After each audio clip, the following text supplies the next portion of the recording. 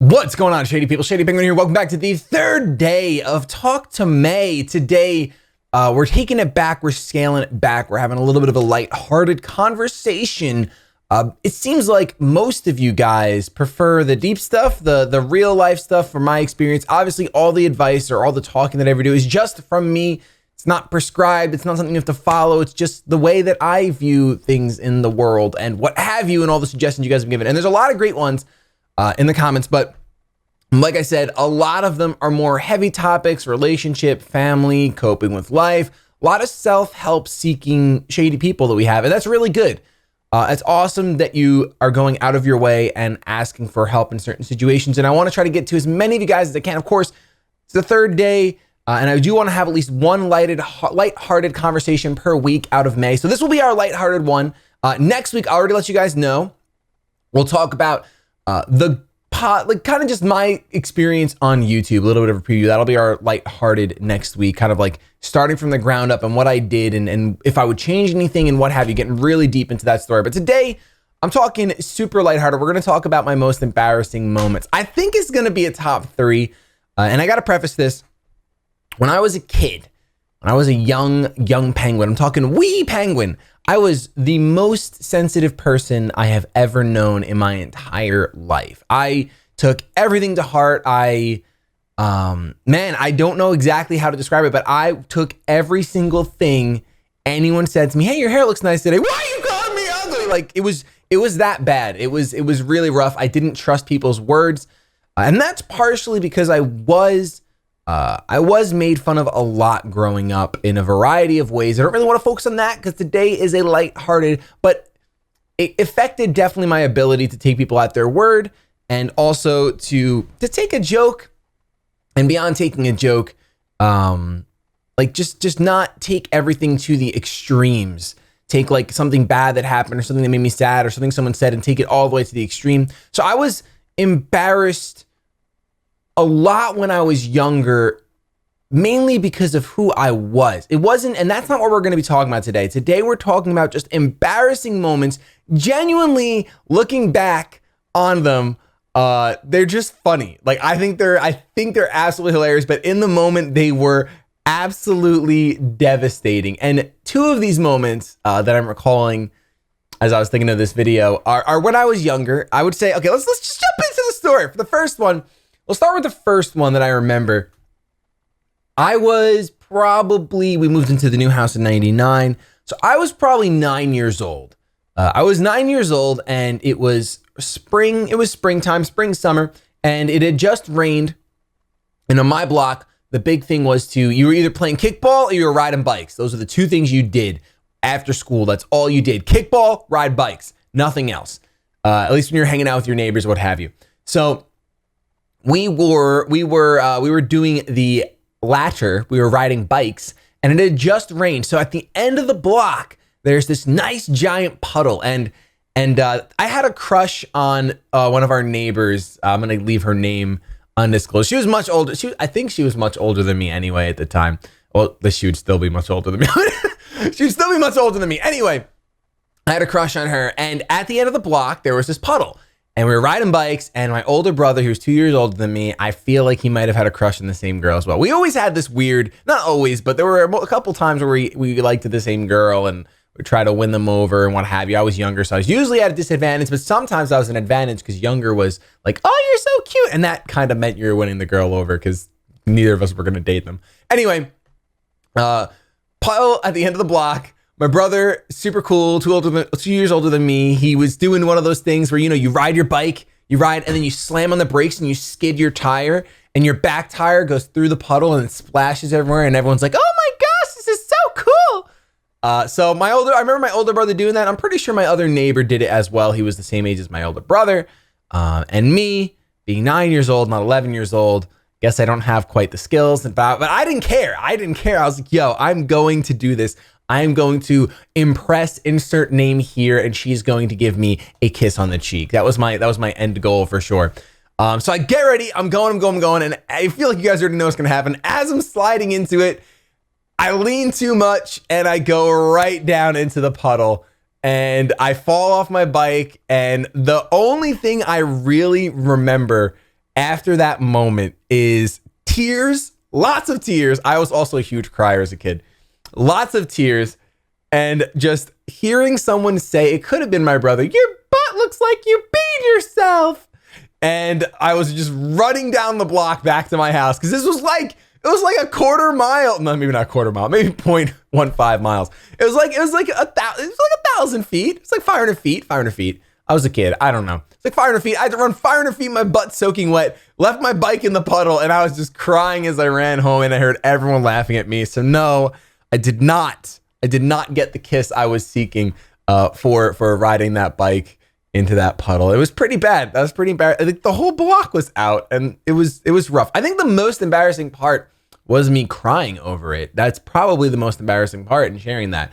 Just really quick before we jump to the next story, partially why I'm sharing these stories is to kind of bring myself down in your guys' eyes. I'm just a person. A lot of you guys I know look up to me a lot, and it's super sweet. But I want you guys to understand that everyone on this platform, we're just people. We all have moments like this. And also these moments, I can look back and they're genuinely hysterical. Like, I know maybe you went through something recently that was super embarrassing for you and it feels like the end of the world, but someday you will look back on some of your situations, not all obviously, but some embarrassing situations that are similar to this, and you will laugh. But maybe right now, obviously I understand that it feels like a lot, but there's hope. That's all I really wanted to say. Second most embarrassing story. Okay. This is also when I was a kid. I believe I was a little bit older though. I think I was like 11. I think I was like 11 at this point. So my family was over a family friend's house just to hang out and have dinner and what have you. And at this time in life, the cool thing to do, this is right before cup checking, which if you don't know what that is, you are a blessed human being. But the thing to do around this point with your friends was to flag them. Now, if you don't know what flagging is when you take someone's pants and you pull them down and they're standing there in their underwear. That was pretty much the high level prank of the day. I believe I was like 11. So my brothers and I, mainly me and my older brother, we would always do that to each other. I feel like we would whoop. And then me and my friend Steven, who's also in on it as well. We would just pants each other, laugh, ha ha ha. And then whatever, that's what we did. It's pantsing, flagging, whatever you want to call it. We called it flagging growing up. So we were over at my friend's house, and I remember was there another girl involved in this? I feel like there wasn't. I don't think there was. I think there was just a lot of people there. It was my family, his family, and his family was huge. Steven's family was huge. A lot of different people. And I remember, I feel like you already know where this story's going too. I remember standing there. They had the dining room and then the living room connected to it, and there was just a wall, and I was standing like in both rooms at the same time for maximum viewing pleasure. And I'm pretty sure Steven came over and he pantsed me, but of course wearing boxers, and he took the boxers down with them. And I don't think I have ever, I think that was more, it was so quick. I felt like the Flash. It was ridiculous because all of a sudden pants were down, hands were down, and then I was crouching. I went straight into fetal position to pull my pants up. It was insane. It was super embarrassing. And then I'm pretty sure I spent the rest of the night just sitting in the living room moping. I didn't cry, which was good. Made progress in the 2 years since the bicycle incident. We're just going to call it the bicycle incident of 2000.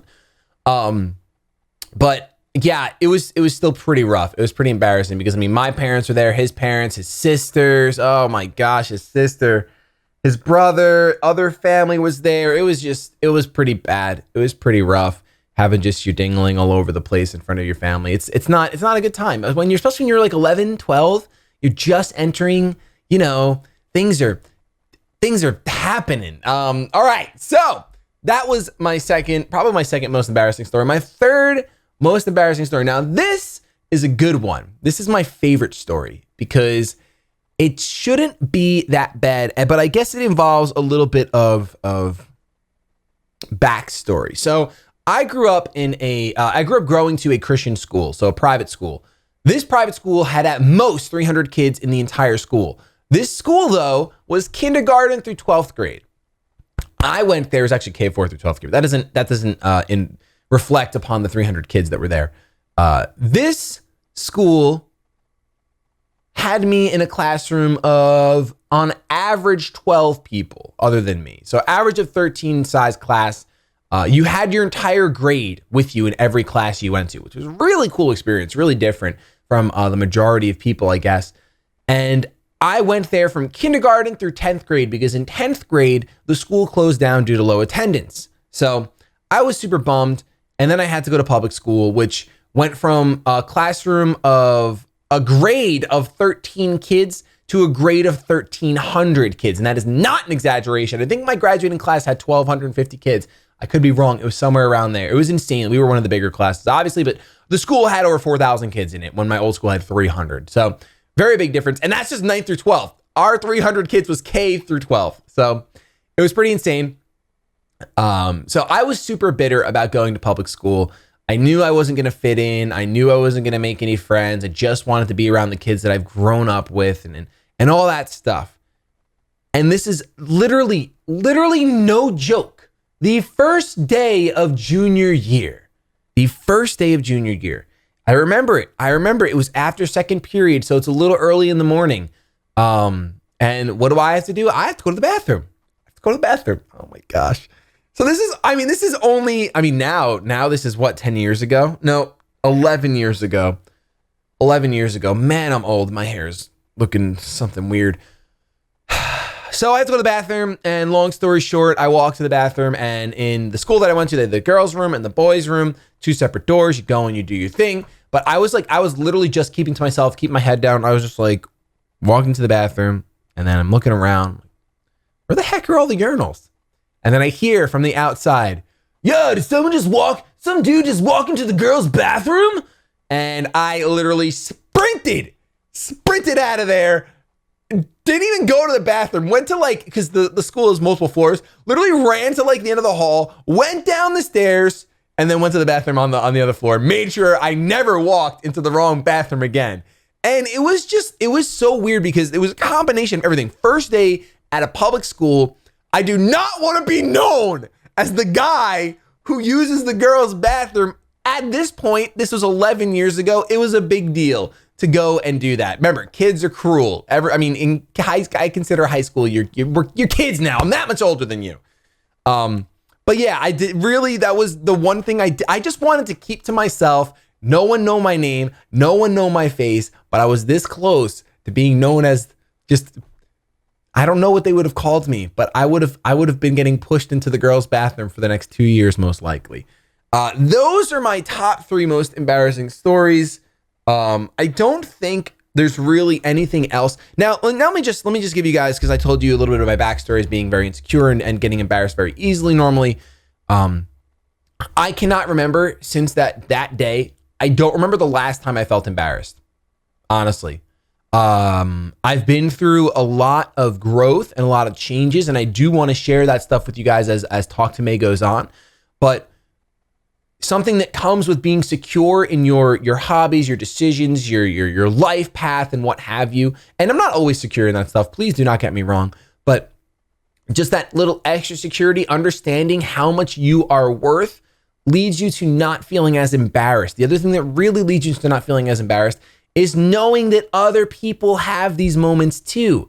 They pass much quicker once you realize that everyone in this life has felt embarrassed or ashamed at one point or another. They're not something you hold on to. They're something you look back at and laugh on, kind of like I'm doing right now.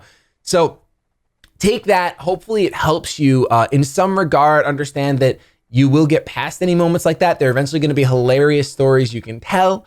And even beyond that, just know that you can grow to a point where you are secure enough where it's not that you're embarrassed, kind of like I shared the other day, embarrassed over liking a certain game or embarrassed over a certain hobby. That was not the focus of today's video, but we did touch on it a little bit. So I just wanted to give you guys that little nugget of hope that, you know what, those things, those feelings of being insecure and embarrassed over your hobbies, those will pass. But these stories, honestly, I'm hoping for more. I hope something happens soon so that I can tell you guys something embarrassing that happens, but realistically, nothing has happened in so long haven't really felt embarrassed. But maybe those times will come and I can share them with you when they do. With that though, I want to thank you so much for watching. If you enjoyed, don't forget to show some shady loves, that thumbs up down below. Hit subscribe if you haven't already. We'll be back again tomorrow for the next Talk to May, and the Shady Lock will be going live today as well. Have yourselves a fantastic day, but above all else, keep it shady.